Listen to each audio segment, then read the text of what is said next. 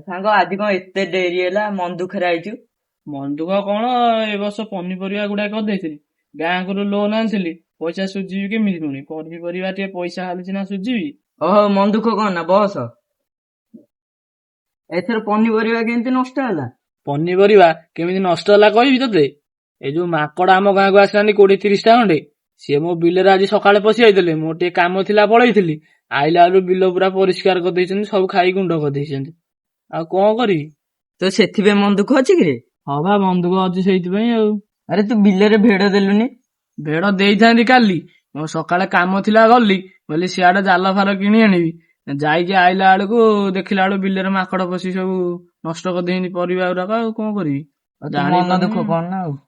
ମନ ଦୁଃଖ କଣ କରିବି? ପଇସା ପତ୍ର ବ୍ୟାଙ୍କରେ ଲୋନ କରିଥିଲି, କେମିତି ସୁଝିବି? ସେଇ ଗୋଟା ମୋର ଚିନ୍ତା। ତାଙ୍କୁ ସରକାର ଯଦି ନେଇଯାଆନ୍ତା, କିଛି ଚାଷୀ ମାନଙ୍କର ଉପକୃତ ହୁଅନ୍ତା।